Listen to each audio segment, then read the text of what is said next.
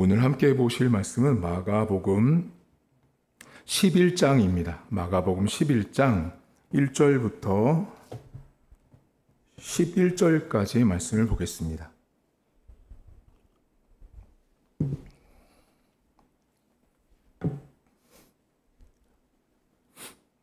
마가복음 11장 1절입니다.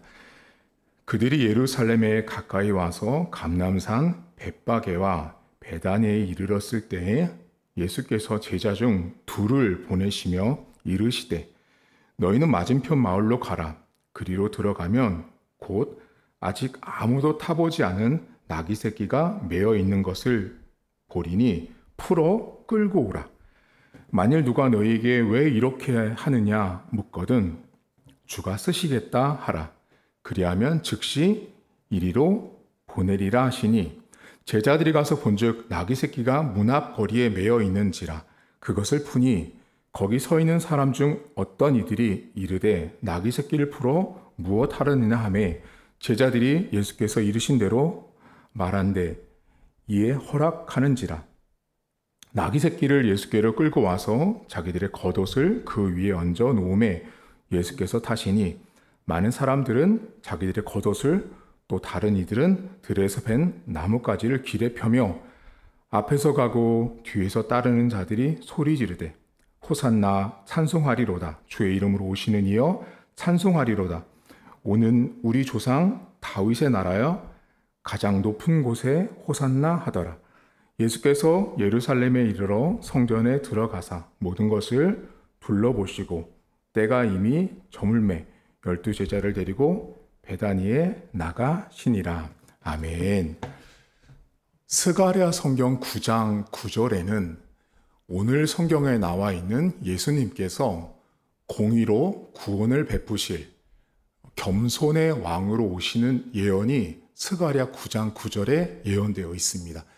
그 성경에 보면 예수님께서 나귀를 타고 오는데 심지어 나귀 새끼라고 표현할 정도로 정확하게 예수님께서 어떻게 이 땅에 오실지를 설명을 합니다.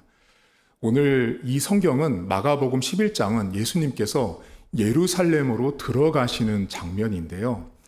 이 예루살렘으로 들어가는 이 장면 속에서 좀 상상하기 어려운, 이해하기 납득하기 어려운 일을 제자들 2명에게 시킵니다. 맞은편 마을로 가면 한 번도 타보지 않은 나귀 새끼가 있는데 풀어오라고 말합니다. 그런데 오늘 여러분 읽은 성경은 마가복음 11장인데 마태복음 21장에도 똑같은 본문이 등장을 합니다. 그런데 마태복음 21장에는 오늘 성경에는 자세하게 나오지 않았는데 이 사람들이 나귀를 풀려고 할 때 주인과 약간의 실갱이가 있어요. 니네 왜 풀어? 니네 것도 아닌데 왜 풀어라는 그런 다툼까지는 아닌데 언쟁이 있는 모습이 마태복음 21장에 등장을 합니다. 여러분 같으면 지금 이 상황이 이해가 가세요? 이 상황은 이성적으로 보거나 합리적으로 보면 납득하기 어려운 부분이에요. 분명히 한 번도 타보지 않은 나귀를 주가 쓰시겠다라고 해서 풀어올 때, 풀어간다고 말할 때 누가 이거를 풀어주겠냐고요. 주가 쓰시겠다. 여러분 이 본문에 주가 쓰시겠다가 우리나라 그 70년, 80년, 90년대로 넘어오면서 수많은 부흥 강사들이 이 말을 썼죠. 주가 쓰시겠다 하니까 어떻게 했어요? 헌금바구니 돌렸더니 막 지갑 던지고 카드 넣고 핸드폰 넣고 막 반지 뺏어 넣고 했잖아요. 그러면서 다 그랬잖아요. 주가 쓰시겠다 한다 이 시간에 그러니 다 넣으라고 했잖아요. 이 본문에 주가 쓰시겠다라고 하는 말을 여기 본문에 있는 나귀 주인도 그리고 저나 여러분도 볼 때는 납득하지 않는 부분이에요.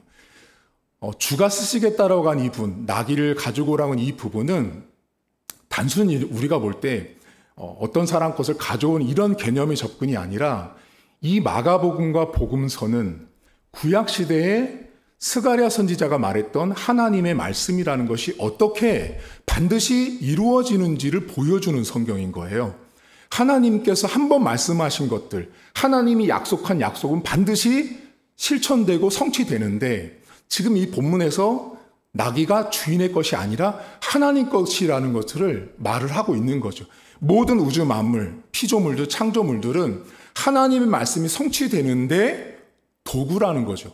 하나님의 말씀이 이루어져가는 과정 속에 모든 것들, 사건이든 시간이든 사물이든 물건이든 오늘 본문의 나귀 새끼까지 하나님의 말씀에 성취되는 과정에 하나님이 다 하신다라는 걸 말씀을 하고 있습니다.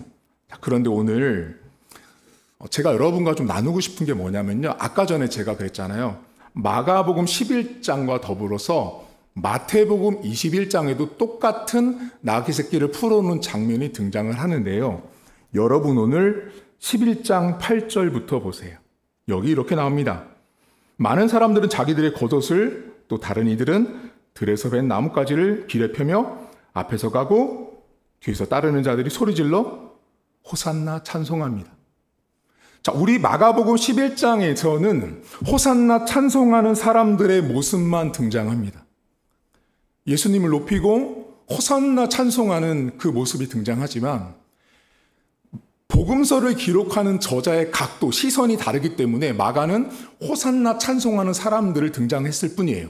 그런데 마태복음의 저자 마태는 전혀 다른 시각으로 성경을 기록합니다. 예수님이 분명히 나귀 타고 옵니다. 예루살렘에 입성하는데 마태복음의 저자 마태는 그 성경 안에 무엇을 등장시키냐면 저 사람이 누구냐? 저 사람은 나사렛 사람이 아니냐라는 질문을 던지는 모습을 그려놓습니다. 바꿔 말하면 마태복음 안에는 나사렛이라고 하는 목수의 아들, 인간으로서 존재한 예수를 바라보고 있는 기록 내용이 등장을 했고요. 오늘 본문은 하나님의 아들 예수를 호산나 하는 모습이 등장합니다. 그런데 여러분 재밌는 게 있습니다. 예수님을 십자가에 못 박았던 사람들은 호산나 했던 사람들이 아니고요. 저 사람 나사렛 사람 아니냐고 했던 그 무리들이었습니다. 다시 말하면 예수님이 예루살렘에 입성하는 과정에는 두 가지의 인간의 모습이 등장합니다. 호산나를 외치는 사람과 나사렛을 외치는 인간이 등장한다라는 것입니다. 예수님께서 일하시고 예수님께서 입성하심에 있어서 그분을 정말로 호산나 찬송하는 사람들이 있는가 하면 저 사람 나사렛 사람인데 저 사람 나사렛에서 뭔가 선한 것이 나올 수 없는 사람인데 라고 하며 예수님을 나사렛과 호산나 사이에 놓고 저울질하는 사람들이 있다라는 것입니다. 여러분 우리도 둘 중에 하나입니다. 예수님을 호산나하고 받아들이는 인생이 있는가 하면 예수님을 받아들이지 않고 복음을 받아들이지 않고 나사렛일 뿐이야 라고 치부하는 사람들이 있습니다. 여러분 오늘도 우리는 호산나를 외치든 나사렛을 외치든 둘 중에 하나입니다. 복음 앞에 선 인생은 둘 중에 하나를 걷게 되는데 호산나를 외치든 나사렛을 외치든 둘 중에 하나를 선택합니다. 제가 재미있는 얘기 하나 해드릴까요? 교회 안에는 호산나를 외치는 사람과 나사렛을 외치는 사람들이 공존합니다. 저랑 같이 박사과정에 공부했던 한 목사님이 계셨는데요. 그 목사님이 당회를 하셨어요. 당회를 하고 있는데 그 교회는 특징이 뭐냐면 그 교회는 사회에서 이렇게 인정받으면 이렇게 장로가 되는 교회였던 거예요. 아, 저분 사회에서 뭐를 해? 그러면 그것들이 존중받아서 장로가 되는 그런 교회였어요. 예수를 만났든 안 만났든 전혀 상관없습니다. 저 사람이 공무원이면 어이구 저 사람이 고위공직자거나 사업가인데 돈을 많이 벌었으면 그럼 그 사람이 장로로서 자격이 된다고 봤어요. 왜냐하면 그 교회는 어떻게 생각했냐면 돈이 많아야 교회가 움직여진다고 본 거예요.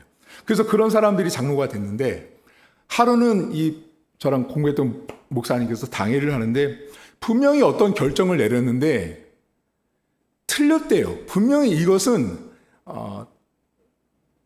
호산나를 외쳐야 되는데 저명하신 장로님 한 분이 나사렛을 막 외치더래요. 그러니 어떻게 했냐면 그 옆에 있는 다른 장로들이 분명히 잘못된 결정인지 알고 분명히 하나님 결정이 아니면 호산나를 외쳐야 되는데 저 능력 많은 장로를 따라서 나사렛을 똑같이 외치고 앉아있더래요. 여러분 우리가요 교회 안에서 항상 조심할 게 있어요. 호산나는 이 사람들은 정말 예수를 믿고 따랐던 사람들이라고 한다면 믿음의 사람들이고요. 나사렛을 외쳤던 사람들은 철저하게 믿음이 아닌 이성과 합리와 세상적인 가치관으로 예수를 봤던 사람들입니다. 이 사람들이 어떻게 하는지 아세요? 나중에 십자가를 외칩니다. 십자가에 못 박으라고. 오늘도 우리는 하루를 살면서 둘 중에 하나를 우리는 외칩니다. 여러분들이 만약에 제자들이었다고 생각한다면 여러분들은 어느 편에 서시겠어요? 호산나를 외치는 사람들 편에 서시겠어요? 나사렛을 외치는 사람들 편에 서시겠어요? 우리는 분명히 둘 중에 하나를 선택합니다. 근데 이런 게 있는 거 아세요? 분명히 내 속은요, 나사렛을 외치고 있거든요. 저거 분명히 나사렛이야. 아니야. 라고 외치는데 겉은 어떻게 해요? 호산나를 외치는 거죠. 겉과 속이 다른 크리스찬들이 너무 많습니다. 우리 안에서는 나사렛을 외치고 있는데, 아니라고 말하고 있는데 겉으로는 호산나를 외치며 하나님을 찬송하고 직분도 받고 교회에서 봉사도 하는 사람들이 너무나 많이 있습니다. 여러분, 바깥에서 호산나를 외치면 내면에서도 호산나를 외쳐야죠. 안에서는 나사렛을 외치면서 겉으로는 호산나를 외치는 사람들이 너무 많다 보니 결국은 그 사람들이 어떻게 하냐면 예수를 십자가에 못 박습니다. 예수님의 예루살렘 입성은 단순히 우리가 주가 쓰시겠다라고 한 이 이야기에 너무나 집중되어 있지만 본문은 스가랴 9장 9절의 말씀의 성취를 이야기합니다. 동시에 예루살렘에 입성하시는 그 십자가를 지려고 예루살렘에 입성하신 예수님을 어떤 각도로 바라보는가를 두 종류의 인생들을 성경은 기록합니다. 하나는 호산나를 외치는 그룹과 하나는 나사렛을 외치는 자들입니다. 여러분들 오늘 하루도 살아가시면서 복음 앞에 호산나가 됐든 나사렛이 됐든 둘 중에 하나를 외칠 겁니다. 다만 조심할 것은 뭐냐면 여러분들 안에 나사렛을 외치면서 호산나를 말하지 마십시오. 내 안에서 나사렛이 나오면 겉으로도 나사렛을 말씀하십시오. 차라리 그것이 낫습니다. 안에서는 나사렛을 말하면서 바깥으로는 호산나를 외치는 것은 가식이고 외식이고 잘못된 것입니다. 오늘 하루도 복음 앞에 호산나를 외치는 하루가 되었으면 좋겠습니다. 하나님 아버지, 예수님께서 예루살렘에 입성하실 때 호산나를 외친 사람들이 있는가 하면 목수의 아들 인간으로 이성으로 바라보며 나사렛을 외친 사람들이 있었습니다. 복음 앞에 선 인생은 딱 두 종류입니다. 예수님을 바라보는 태도는 믿음으로 예수님을 바라볼 것인가, 이성으로 예수님을 바라볼까 하신 것입니다. 하나님, 오늘도 우리는 분명히 호산나를 외쳐야 되는 상황이 발생할 수도 있고 나사렛을 외치는 상황이 발생할 수도 있습니다. 그때 하나님의 백성다운 결정을 내릴 수 있도록 오늘 하루도 붙들어 주시고, 우리 안에서는 분명히 나사렛을 외치고 있는 상황들이 우리의 삶에는 참 많습니다. 교회를 하면서도 회의를 하거나 어떤 일을 결정할 때마다 분명히 저것은 하나님께서 원하시지 않는 나사렛인데 내 속 안에서는 나사렛이 끊임없이 외쳐지는데 겉으로는 호산나를 말하고 있는 사람들이 있습니다.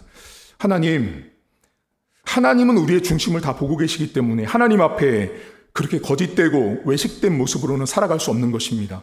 주님, 오늘도 우리가 하나님 앞에 우리의 내면 안에서 호산나가 나올 수 있도록 도와주시고 우리의 내면 안에서 하나님을 복음을 온전하게 고백하고 외칠 수 있도록 도와주시길 원합니다.